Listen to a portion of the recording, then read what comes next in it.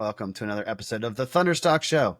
It's a collection of valuable brainstorms to enhance your life, liberty, and pursuit of property. I'm your host, Ross Stockdale, Fractional Chief Marketing Officer and owner of Thunderstock Marketing. Today's special guest is Joe Stewart. Joe is an EOSI. He's based out of Michigan. He's got a lot of fun stuff going on. Business is booming. You said year 3, Joe. We're going to be talking about the EOS life, entrepreneurship, business, fatherhood, family, and making sure that we can impart some stories about living the EOS life. Joe, most importantly, great to connect. Thanks for coming on, brother. Yeah, thanks for having me on, Ross. I'm looking forward to it. Joe, so I wanted to ask, what did you always want to be when you grew up? Was Oh my gosh. EOSI what you told your guidance counselor in high school? Yeah, man. What I told my guidance counselor in high school was that's probably too colorful for this show. Interesting. I'm not really sure. I know in fourth grade, I felt like I really wanted to be like Barry Sanders. That didn't really pan out. I wasn't super athletic at that point in my life. I honestly, I didn't really even think about what I wanted to be when I was growing up, like as a teenager. I think it's funny that you bring this up because I was just thinking about, I have some older kids, 21 and 20 years old. And I was thinking about when I was that age, and I was never looking forward. I was just kind of living in the moment. And it probably wasn't until, I don't know, my early 20s, when my first daughter was born, that I started to think about what I wanted to be when I grew up. And I don't think any of that even took any sort of shape until maybe I was 30, and I really was kind of in the groove of being an entrepreneur. And then this is wild. Like when I was 40, though, I think is when I really kind of realized what I wanted to be when I grew up. So, I mean, I could probably talk all 45 minutes about that, but that's an interesting question because I can't just say I wanted to be a fireman, Right. or a police officer. It's like I was just kind of, living in the moment from one moment to the next one for a long time. Well, you did have aspirations to be Barry Sanders, who he gets my vote as the greatest running back of all time. Even though I'm a big Saquon Barkley fan, I love watching Adrian Peterson, Derrick Henry. Those guys are great. Yeah. I liken entrepreneurship to pursuit of being a professional athlete. Um, Uh-huh. I had taken a break from my corporate career to pursue trying to be a professional athlete, and I learned that lesson later than you that Mhm. wasn't my gift or my calling. Sure. Did give it a good try. Learned a lot. Left it all out there. People ask me, so is being an entrepreneur or a business owner, is your job a lot different than when you were working in agencies and working in brands? And I'm like, it's more similar to trying to be a pro cage fighter than it was when I was a W-2 employee. Yeah, amen to that.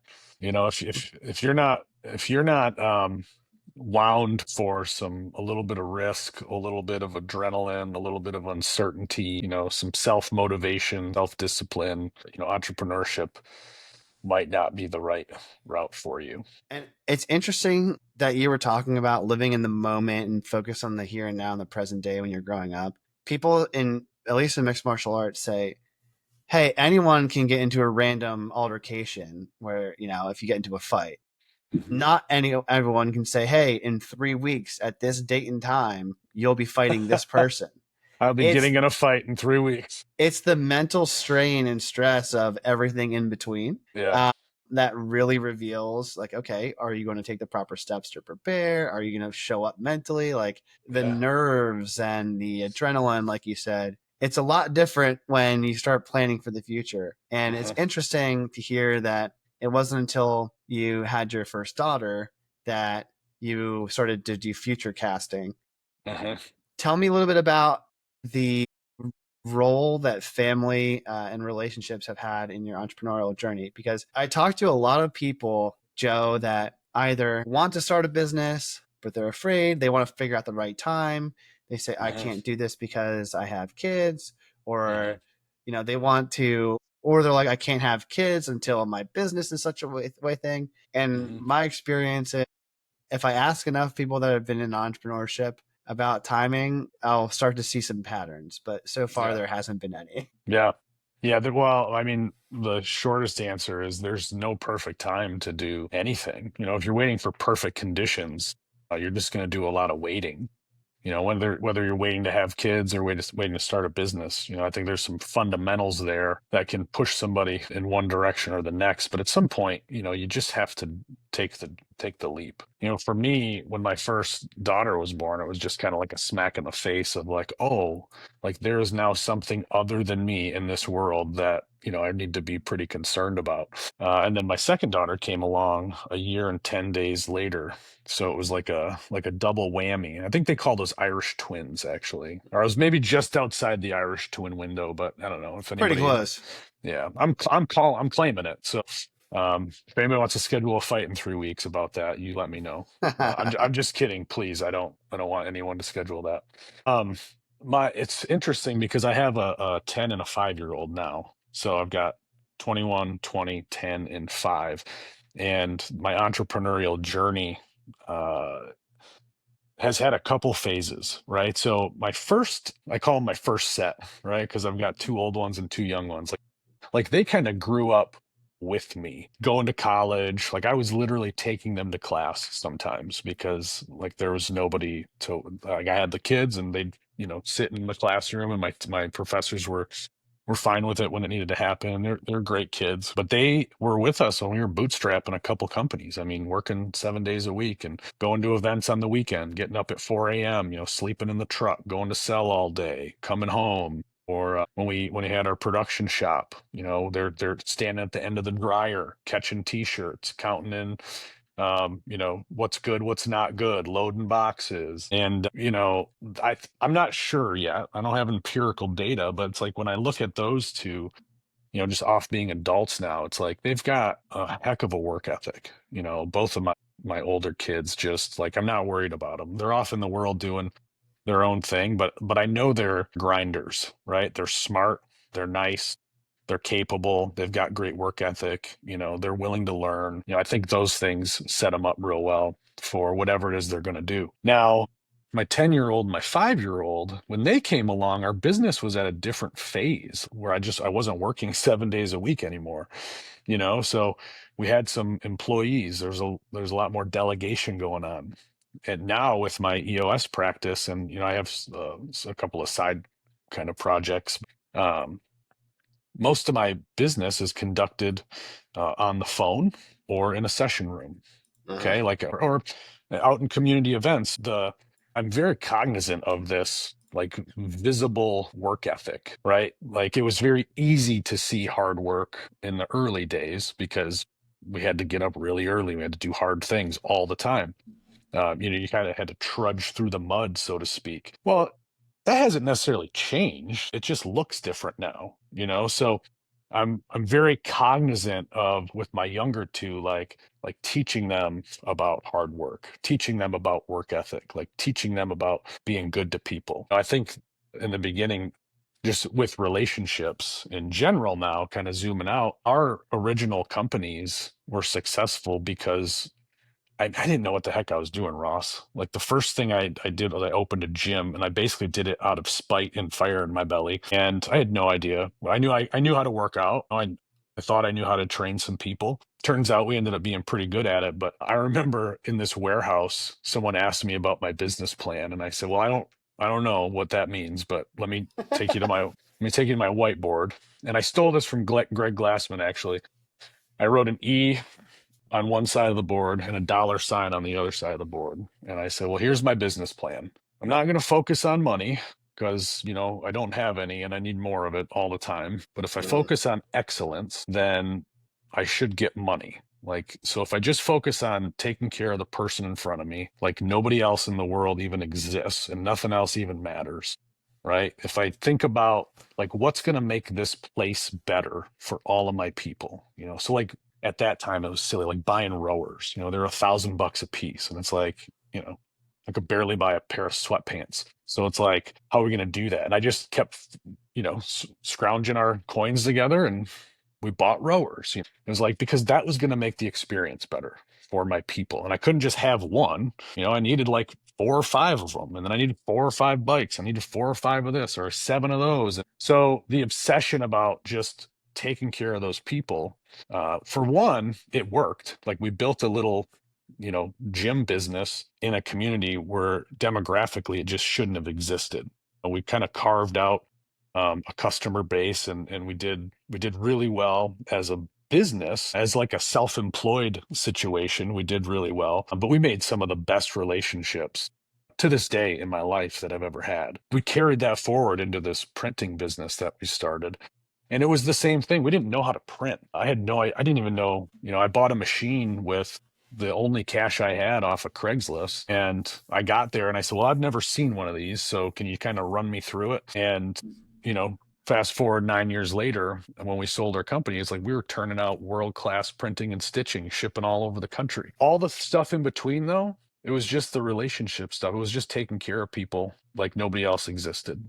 Who's right in front of my face right now, and what do they need, and how can I help them? Joe, I love the analogy that you make where you're like, I didn't know anything when I started, but I figured out an awful lot as I was going.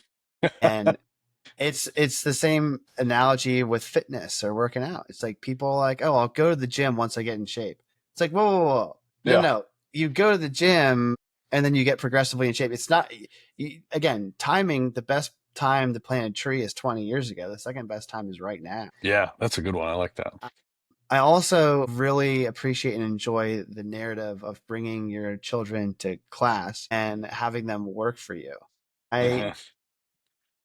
having one daughter that's 3, find myself with the decision to work from home more and more liking that decision from a family perspective, because my daughter knows, daddy works from home, and I have like a spare computer, my old one, once I could upgrade, and she will go in that room sometimes, just start banging the keyboard. I'm like, honey, what are you doing? She goes, oh, I'm working. I got to make money.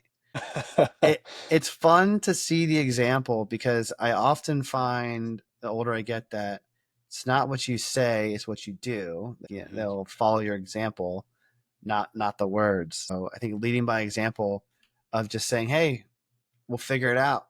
Bird Uh-huh. doesn't land on a branch because it trusts the branch, it trusts its wings. Oh, that's good. Yeah. Yeah, go ahead. You worked in several industries, whether that was Yeah. fitness or apparel. What were some of the lessons you learned from the fitness industry that translated over to the apparel business? And what you also worked with family businesses, both having Hmm. children work with you, but I think we discussed previously you had your parents in a business as well. Yeah. Yeah, I've been pretty enmeshed in family business in the sense that I helped my parents open a business. I built all the ops and ran all the ops there for about the first 5 years. And then when I left there to start this gym, and then we started this printing company.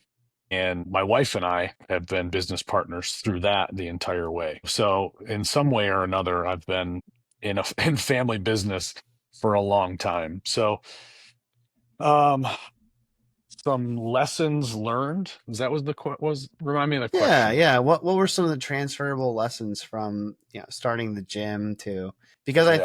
I think one thing that's interesting, people, whether they're clients of EOS or whether it's looking for a marketer, is I'll get this question like, oh, have you ever worked with a business just like mine? Have you ever worked with a Mhm. roofing company that's been trying to grow from 10 million to 20 million in this area? It's like, no, I haven't worked with a competitor that may or may not exist of yours, but I've worked with these types of businesses, and here's how I see they translate. Uh-huh. I think that's an interesting thought experiment. Or like, what are some of the commonalities from a business owner, a Yeah. founder? Yeah, that's interesting. I mean, at the foundational level, they're all really the same. On the surface, there are some different, skill sets and the way that we're actually like expressing our business in the world and in the marketplace is different. But at the fundamental level, they were all, when you get deep enough, they were the same. The first go at the family business, God, I didn't know anything. You know what I mean? I was 25 maybe. And I had my prior job. I was, working as a direct care staff for a guy, and I called him after 6 months and I just said, hey, this is a cool thing, but I want your job. I called the owner and just said, I want to do what you do.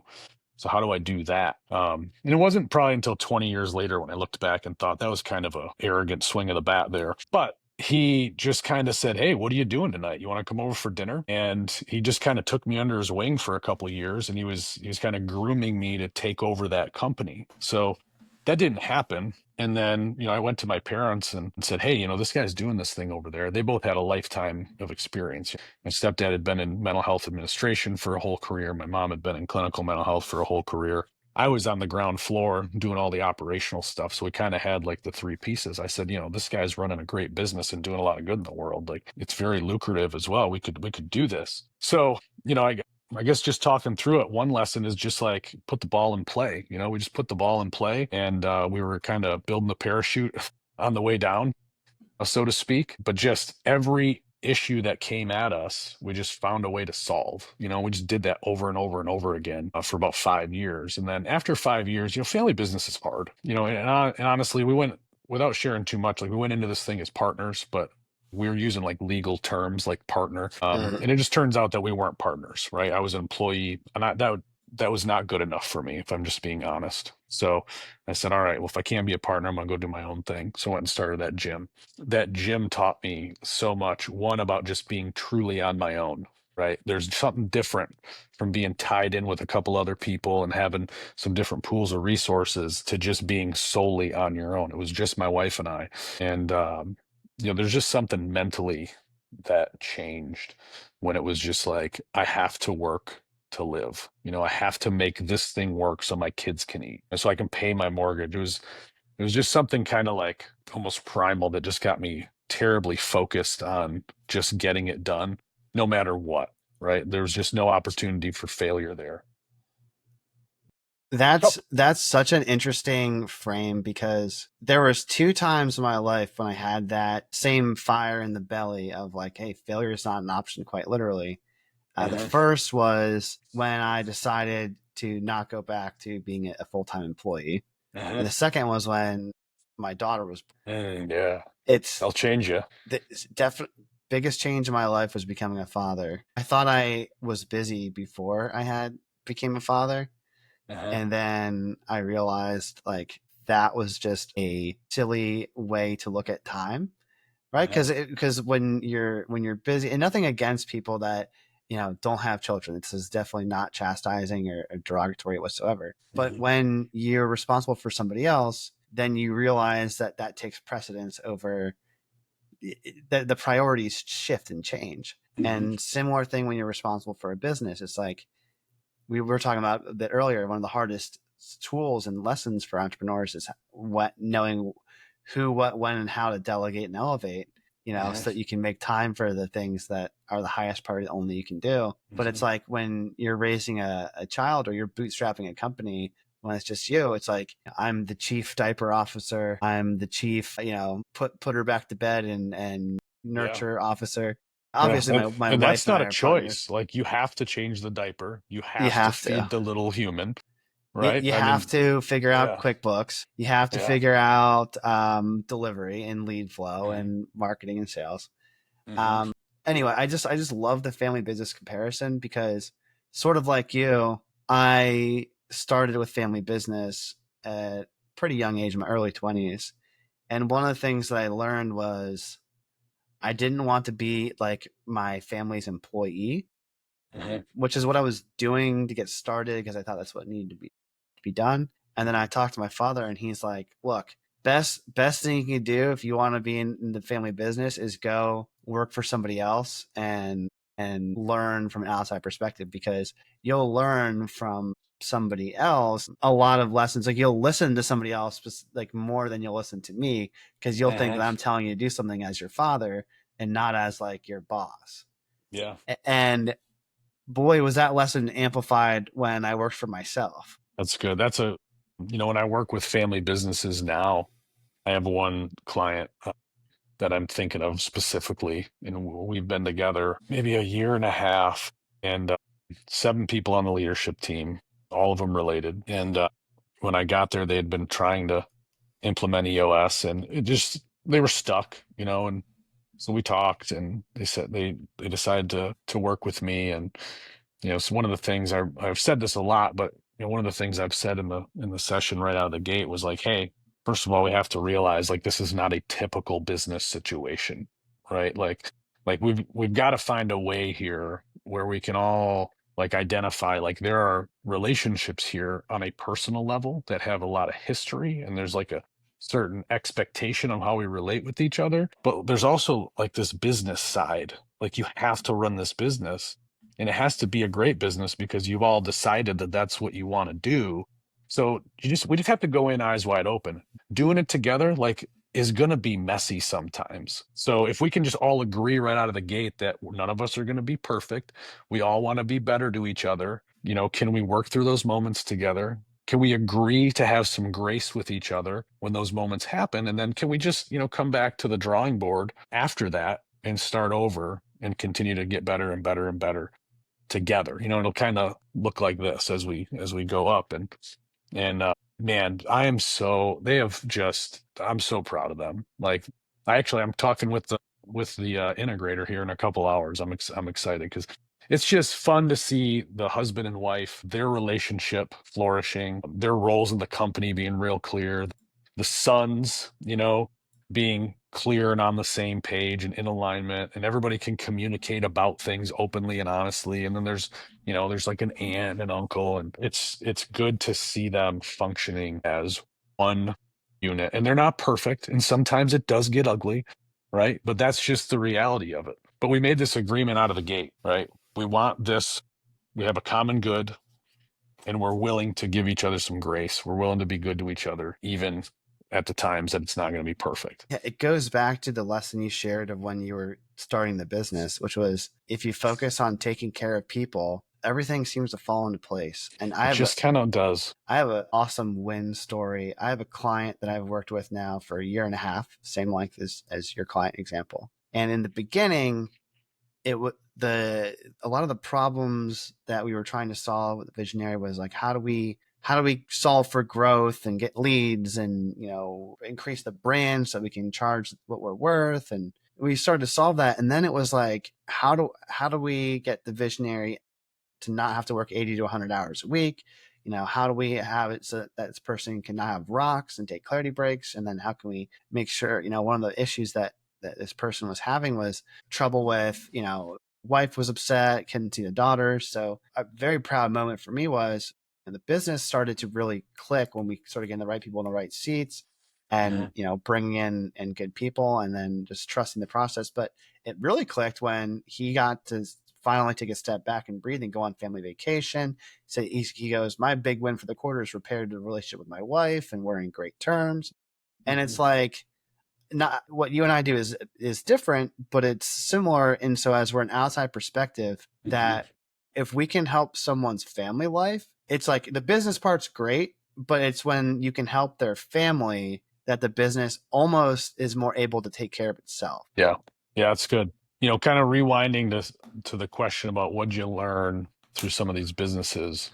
In that gym, I think one of the biggest lessons that has helped me achieve these things that we're talking about was so it was around 2017. We'd been doing both of these companies for about 4 or 5 years, and it was just my wife and I were both just kind of run real ragged. We had a son in 2015, so we got it's 2017. We got a 2-year-old. I think one of the girls was in high school. One was in 8th grade. They're playing volleyball in every other county every other night. And it was just kind of crazy and chaotic. And we knew there had to be something different. But up until then, I was just like, brute strength, like just go through and get it done. And we started dabbling with EOS in 2017. So fast forward to 2018, and we were really clicking along in the EOS journey with our print shop. And we made the tough decision that we need to close this gym business because it's just not the right thing for us. It's a great piece of the community. We loved it. We loved all the people there, but it just wasn't the right things. Closed the gym, and after we closed, I was in there, literally like sweeping the floor and like tagging everything with prices and getting inventory so I could sell everything.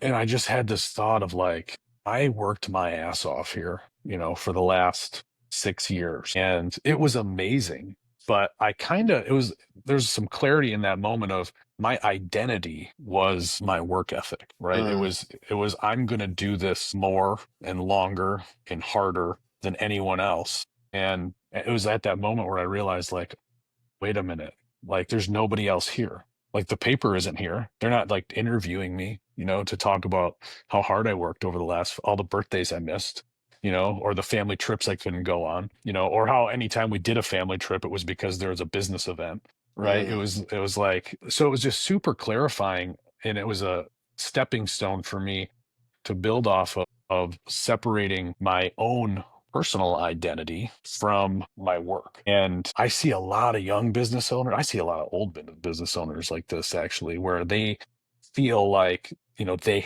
have to work 80 hours a week. They have to work 100 hours a week for one reason or another. There's a lot of roads we could go down there, but that was one of the biggest takeaways I had from that gym. So then when we went into this, really went all in, on this printing company, I think that's what helped us. We were in this EOS process. I had this life moment, and I think that helped us just kind of accelerate. And we just blew up over the next few years. And we just created this business that was beautiful. And it was turnkey. We were small. I only had like maybe 12 employees, but man, they were the best people. Like I still love them to this day. And it was amazing. In that printing company, once we got to that moment, I remember walking in one day and it's like 9 a.m. Like, and for perspective, I was the guy who got there, before 6 all the time, most times 6 days a week. And I would leave after 5, after 6. Sometimes I'd come back in the middle of the night. My wife did this stuff too. So anytime I say I, you should just pretty much assume that it was her too. Cause I mean, she was like really carried this thing on her back for years as well. I walked in at like 9 a.m. We had a big garage door, and I'm like wearing gym shorts. I had hair at the time, was all messed up, like I just got out of bed. I just remember like the printing press was just and over in the embroidery department it's and I've got like, somebody's in here reclaiming screens and you can hear the power washer going and somebody's prepping screens for the next run on the press. And oh, my lights are going to turn off here. Oh, oh, no worries. sorry about that. Lights are on like an auto timer. Need to be more animated Moving. in our Zoom. Um, but I remember thinking like, this is amazing. Like we have a living, breathing thing. The customer service gal's on the phone and she's taking orders and somebody's mixing ink. And I was like, this is the best moment of my life. And then it was, oh my gosh, like where does my value? Like all these people are in here before me doing all my work so that I'm making money and I'm not doing anything. And I was like, it was like this polarizing moment of this is amazing. And what do I do now? Like, wow, now that I'm not in the way, everybody seems to be doing much better. Like That our goes back to the customers are, identity topic you talked about, which is like, yeah, how it's do you wild. like? There has to be almost a tension between if you want to have a healthy operational business that's a flywheel, because I had experience in private equity. One of the things that makes a business more valuable to people that want to buy it is it key man dependent? Mhm, If yes, less valuable. If no, more valuable. mhm. Is their founder as the face of the brand? If yes, then less valuable for someone to want to buy it. So a lot of the things that might make somebody feel really good, like improve their ego, like my status, my importance, actually on the back end on paper make the business less valuable. So Yeah. it's a strange contradiction that exists in business. Yeah. Yeah. And when like this is your thing, like it just, I see this with visionaries all the time. I love working with companies that have a strong visionary founder. And Gino calls this like that moment where they feel like they're put out to pasture. Right. So Mm, so my moment for me came, in 2019 and I was just like, oh my gosh. So, but what that did, one, this is hindsight. That validated that the lessons we learned in that gym, we carried forward in that printing company. It was Joe's gym, right? Like, let's just be honest. Michelle and I knew like we could not have that for our printing company. So we made it about the brand. We made it about our people and our service and our customer. And then we really did have this beautiful thing we were able to sell in 2021. And it was turnkey. It was not key man dependent. At that point, I actually went back to help my parents in their company in 2019. In 2021, like I hadn't even walked in the building much, and it was just chugging along. We had such a great team. Well, Um, I want to ask you a question that you have a unique perspective on. yeah. When you were an early father, bringing your daughter to classes and having them work, and you're very I'm in it, right? As a toddler dad, Hmm. I'm very needed. And Hmm. one of the craziest things that's both gives me pride and gives me like pain is when my daughter has these independent phases where I don't want your help, go away. Yeah. Like to brush her teeth, or now that potty training is in full swing, it's like, oh, you don't need you. What do you mean? It feels like just yesterday that you couldn't change it. Now Hmm. you're doing that whole thing on your own, and Uh-huh. it almost might have that with business. But I feel like a healthier frame is that's the point. Like as an Uh-huh. owner, if your business can run without you and it's profitable, it's like, yeah, but that's just a sign that you're doing the right thing as an owner and visionary. It's Hmm. not the sign that you're negligent. It's not the sign that you're doing something Uh-huh. wrong. It's like, oh, you have a healthy, independent child that's going to go out in the world and be their own person that's also healthy, independent. Hmm. It would almost be worse if I still needed to change your diaper every time, or Yeah. brush your teeth. Yeah. Anyway, I think that analogy can be afforded to be made, and you have a different perspective because your kids are older, and like you said, they're off in the world doing their own thing. And I think Hmm. that's the goal. Yeah. No, that's interesting. And I'm into this stuff. Like my actual degree was in social work. So I have a master's in social work, and most of my undergraduate stuff was psychology. And I like, psychology, sociology, what makes people tick. But that's interesting because when I went back to help my parents in their company, they were kind of a mess. It was a good company, but they'd grown a lot and it was just chaotic like small businesses are. And I had come in now with all those lessons from the prior 8 or 9 years. And it was like, okay, we have to build this autonomous machine. And, they wanted to retire. And now that I had been through that process, now watching them try to go through this process of letting go. It was hard. And it's not just them, it's everybody I work with. I love walking that path with those visionaries, in their teams. But like one of my clients, so we're in our third year. They could have graduated a year ago. They're just like, no way, Jose. Like you just keep scheduling them. They're killing it. They're amazing. We get about a year and a half in, and the visionary, the owner, had this moment where, she was like, she came in and I said, man, you look great today. Like there's something different, what's going on? She goes, I'm only coming to the office on these days. I'm doing this with my daughter on this day. These guys are doing amazing. The business is coming together. It's doing great. And I said, wow, that's amazing. I said that you don't look like you just got a face like that doesn't line up with the words you're saying. Like that doesn't I'm not receiving this as happiness, and she's like, well, it's just weird. Like what do I do? Like it kind of makes me think like I was just in the way, or, and it's like that moment is just so real. And here's what I love about it. I think visionaries they're like these little unicorns in the world, right? And there's no seat. Like the integrator, we pretty much know what the integrator does, right? The sales function, I mean, we pretty much know what the sales function does. Can there be some variance?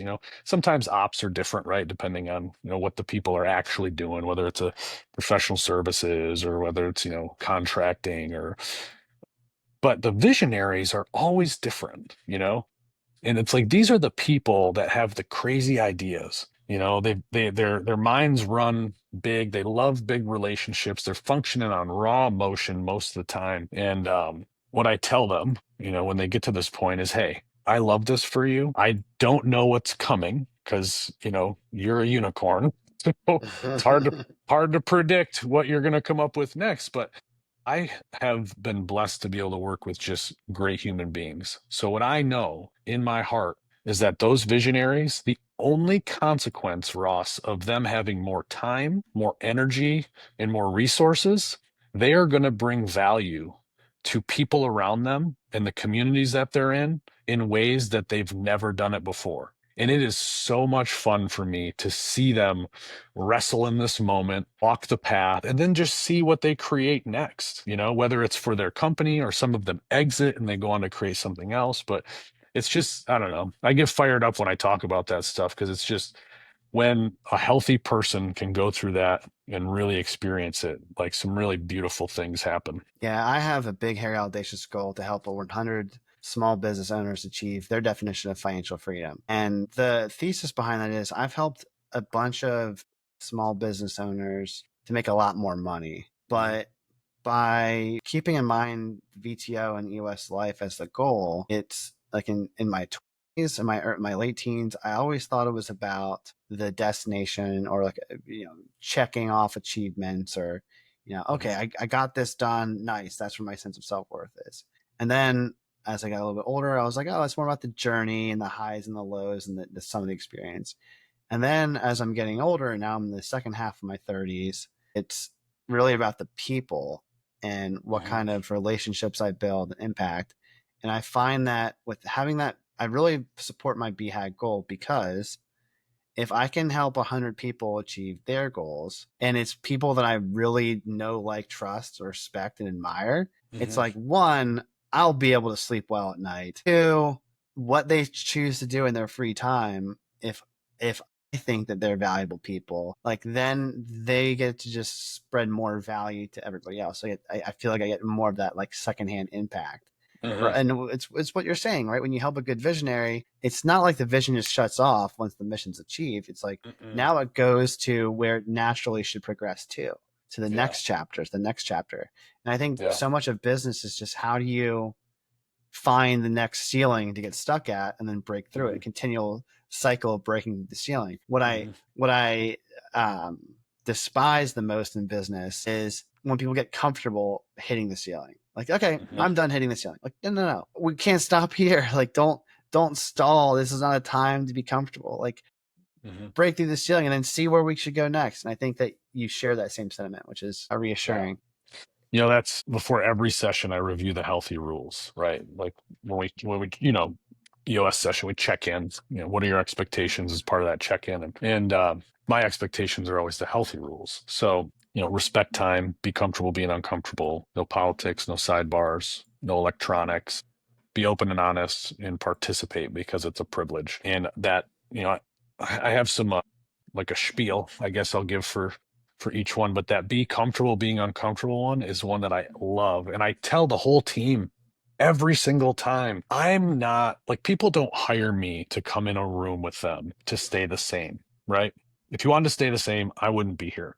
So by default, you're saying you want change and you want growth. So then logic says we will be uncomfortable because change and growth are not free. They are not easy, and it is never comfortable. So if you truly believe that you're doing this thing and you love it and you're with the people that you love to do it with, then when those moments of discomfort come up, and I know they will, then just lean into it. Okay, we don't have to necessarily solve it. Maybe we will. Maybe we won't. But you just got to lean into that discomfort. If you're with the people that you love to be with, doing the things you love to do, let that discomfort just push you. Let that challenge just kind of nudge you along. That stuff's forging you for whatever's coming down the pipeline at you. And I don't know what that is, Ross. I can't predict the future for people, but I know if they're all running at this thing, at that VTO that we create, the greater good of the organization, whatever's coming down for them, they are going to be ready to handle those challenges. And I love being uncomfortable. My wife probably hates it because she likes like stability. And every time we get stable and comfortable, I'm like, I have an idea, and then we start this whole cycle again. So, well, it's the same lesson applies to fitness industry. It applies to working out. It's like, hey, if you want to improve yourself, you want to improve your health, you want to improve your, your physique, your self-image, then you have to stick to the growth plan. And it's like, guess what? Lifting weights is tough. Sticking to a diet is tough. Following the US principles is not the most complicated thing in the world, but it requires discipline and accountability, which makes it tough. But guess what? You can either deal with the pain of discipline or the pain of regret. That's And it. Choose your hard. exactly. No one gets to avoid hard entirely. It's just you get to Uh-huh. choose which path. Uh-huh. Pivoting to a choice, the last guest I had on the show had the choice to ask you any question they wanted. And that question was inspired by one of the intake questions that I provided to them, which was, what would you tell your 8-year-old self about your 80-year-old self? If you could look at life, so if you could look at life from that 30,000 foot view, looking back on it, if you could facilitate, put yourself in the EOSI seat, and you had your Joe at 8 and Joe at 80, Uh-huh. how would that conversation go? I loved that question, and I was kind of noodling with it yesterday, and it kind of bent my mind a little bit. Couple things. Those are extremely different points in life. So 8 years old is, it's all ego. I mean, just developmentally, right? The world is all about you. Nothing else exists. This is normal. You're trying to discover autonomy, right? You're trying to like form yourself into this little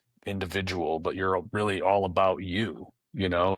There's nothing wrong with that. And the ability to be rational is not yet fully developed, especially in boys, right? So those are some key indicators or some key facts there that have to be considered in this conversation, I think. The other thing though, the 80-year-old me, like the question that was on the intake was like, what would you tell 80-year-old self? And I was like, I wouldn't tell 80-year-old me nothing. I'd shut up and listen, and hopefully 80-year-old me is much wiser.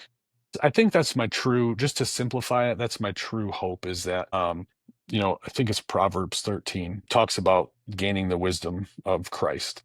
And it's like, those are the true riches, right? It's like wisdom in one hand and it says when you gain the wisdom, it's great of Jesus. It's greater than any honor. It's greater than any riches. It's greater than anything that you desire. So when you just frame it that way, whatever it is that you desire, you're saying, okay, if I gain the wisdom of God, it's better than all that stuff. Like it blows it out of the water, and you get basically all the good things. You get happiness and long life and all this stuff. I mean, at a very simplified level, like that's what I hope 80-year-old me. I think 43-year-old me is doing pretty good with it compared to 33-year-old me, and 43 compared to like 23-year-old me. Like I'm crushing it. I think when I'm 80 though, I just want to have that just permeated into my soul and way of being. So assuming that I can accomplish that, I can stay on this path and continue to just learn and grow. I think I simplified it for my 8-year-old self. Like, what would I say? I would say, have a ton of fun. First off, 8-year-olds should just be having a ton of fun doing whatever they're doing. Because if they're not having fun with something, they're not going to fall in love with anything. If they don't fall in love with something, they're not going to want to have that competitive spirit or that real love to and drive to get something. And if they don't have that later in life, then they're not going to end up being excellent with anything. So I would tell them like, have a ton of fun. And then I tell them to go hard, man, hard in the paint. 8 years old, like just you can screw everything up and there's like not a ton of consequence.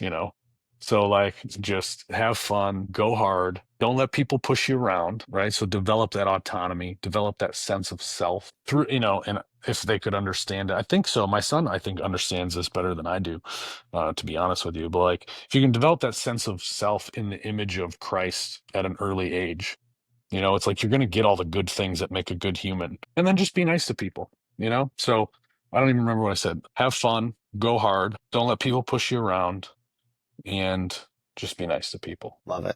Joe, now you get to ask the next guest any question that you desire. What This was question tough. would that be?